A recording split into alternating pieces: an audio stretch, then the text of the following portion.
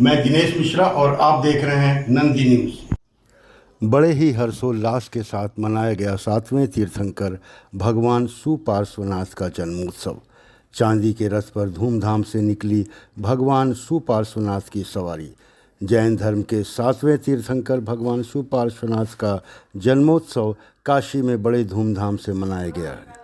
इस अवसर पर एक शोभा यात्रा निकाली गई जो भेलूपुर स्थित पारसनाथ की जन्मस्थली से भदैनी स्थित सुपार्श्वनाथ की जन्मस्थली तक समाप्त हुई। इसी क्रम में शाम को भदैनी स्थित जैन घाट पर सांस्कृतिक कार्यक्रम का आयोजन सुरेंद्र जैन के नेतृत्व में किया गया, जिसमें बच्चों ने मनोहारी प्रस्तुति दी।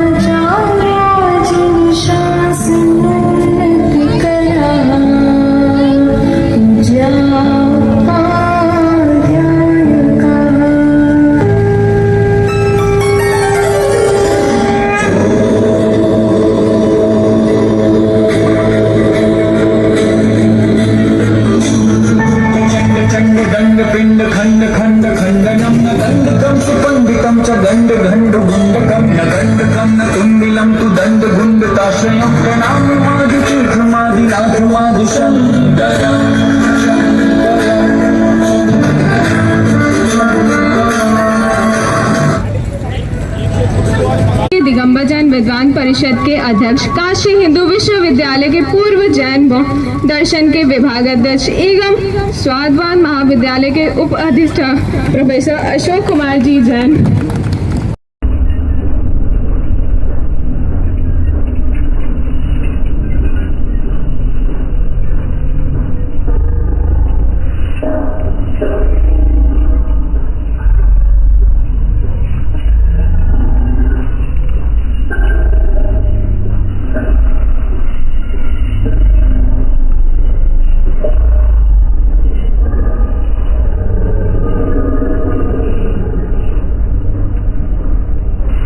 प्रचार मंत्री श्री दिगंबर जैन समाज काशी वाराणसी किशोर जैन।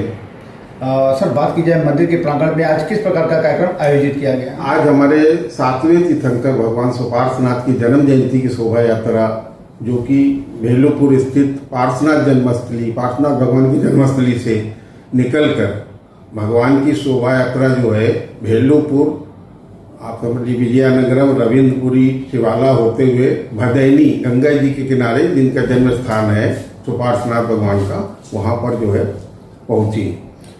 बात की जाए शोभा यात्रा में कितने संख्या उपस्थित होगी? शोभा यात्रा में पूरी जैन समाज लगभग 200 से 300 की संख्या में उपस्थित थी।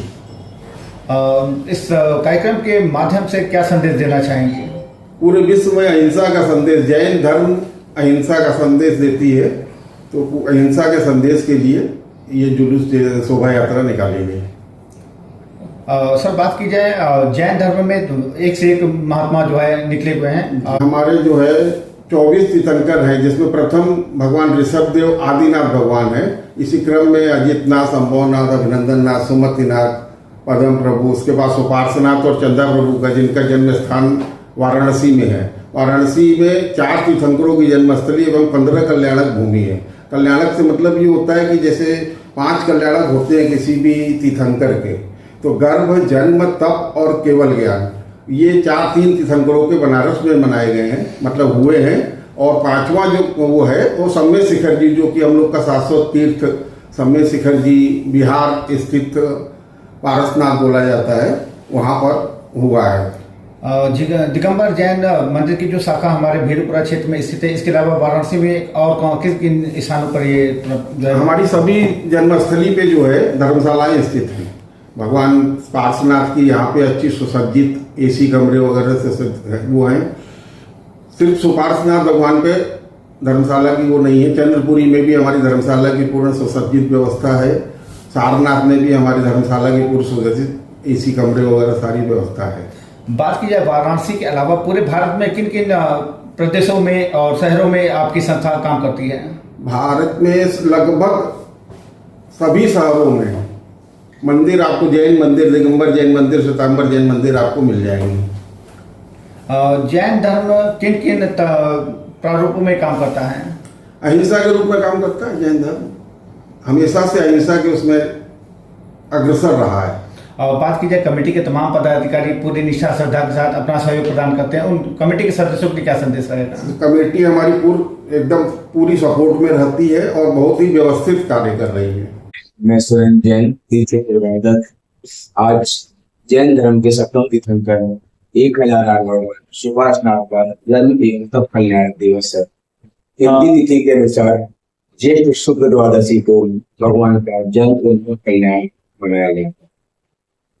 सर, बात की जाए भेलूपुर स्थित पार्श्वनाथ मंदिर के प्रांगण से एक भव्य शोभा यात्रा निकाली गई जो कि यहाँ के मंदिर पर आकर के समाप्त हुई है, क्या कहना चाहेंगे? आज भगवान को चांदी की पालकी, चांदी की रथ पर चांदी की पालकी को श्री जी को विराजमान करके भगवान पार्श्वनाथ के जन्म, जो हमारे 23वें तीर्थंकर है, वहाँ के जन्म स्थली से भव्य शोभा यात्रा निकाली गई, जिसमें सैकड़ों नर नारी भगवान के भजन गाते हुए और सरों के साथ में श्री भगवान की जन्म स्थली पर आए और वहां पर अभिषेक पूजन पाठ आदि हुआ।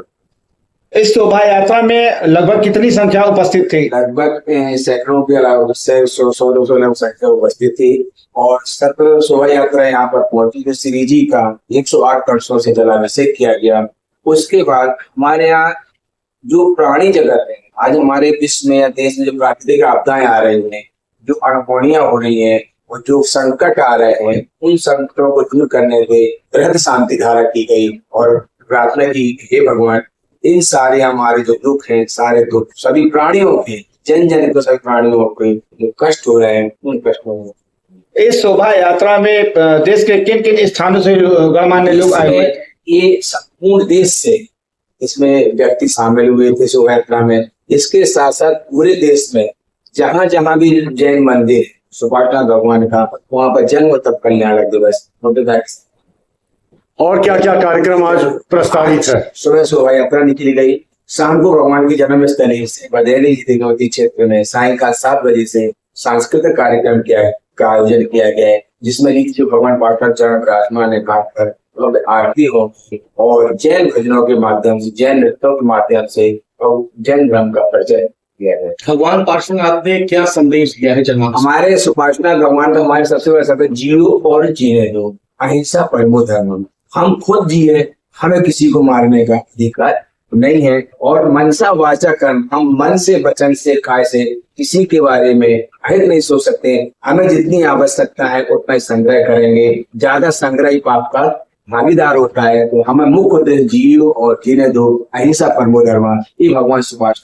बात की जाए जैन धर्मावलंबियों की, तो जो मुख्य इनके लोग होते हैं वो दिगंबर होते हैं, इसके पीछे क्या कारण है? क्या है कि अंतिम वस्त्र जो मोह वस्त्रों से रहता है, हमारा दिगंबर जिसकी दिशाएं वस्त्र है, हमारा अंतिम वस्त्र, मैंने वस्त्र को भी त्याग दिया, मोह त्याग दिया, हमारी दिशाएं हमारे वस्त्र हैं। उसी दिगंबर साधु पहले ब्रह्मचारी होंगे, फिर क्षुल्लक होंगे, फिर एलक होंगे, फिर दिगंबर भेजा होगा। शासन और प्रशासन से क्या सहयोग मिला आपको आज? शासन प्रशासन सहयोग पूरा हमारे सामाजिक कार्यक्रम था और सुरक्षा दृष्टि से शासन ने हमारे सहयोग प्रदान किया। साफ सफाई शासन को हमने मांगी थी, उन्हें साफ सफाई करवा दी। सुपार्श्वनाथ भगवान का ये मंदिर वाराणसी में कहाँ पर स्थित है? ये प्रभुदास जैन घाट पर ये भगवान की, जिस भद्रावनी पहले इसका नाम था, प्राचीन नाम भद्रावनी था, अब भदैनी नाम से हो गया है। यहाँ पर भगवान सुपार्श्वनाथ के चारों कल्याण, गर्भ, जन्म, तप और ज्ञान कल्याण हुए, 5वां कल्याण सम्मिलित हुआ। बात की जाए इस कार्यक्रम के माध्यम से देशवासियों को क्या संदेश देना चाहेंगे? हम देशवासियों को संदेश दे रहे हैं कि हमने भी बताया कि हमारे यहाँ कहा गया अहिंसा परमो धर्म, और जो हमने आपस में बैर भाव को भुला करके हमें आगे बढ़ना है, हमें किसी को पीछे नहीं धकेलना है, हमें उनका सहयोग करते हुए और हमारी बातों से, चाहे हमारा बिजनेस हो, चाहे हमारी सर्विस हो, चाहे हम किसी को दूसरे को नुकसान ना हो और हम ना स्वयं नुकसान उठाए, किसी भावना के साथ जियो और जीने दो, हमें किसी को कष्ट देने का अधिकार नहीं। यही सारा संदेश है पूरे विश्व के साथ तो संपूर्ण प्राणियों को, प्राणी मात्र। पूरे कार्यक्रम में कहाँ से लोग उपस्थित हुए थे? हमारे चैनल को लाइक, सब्सक्राइब और शेयर करें और बेल आइकन को प्रेस जरूर करें। धन्यवाद।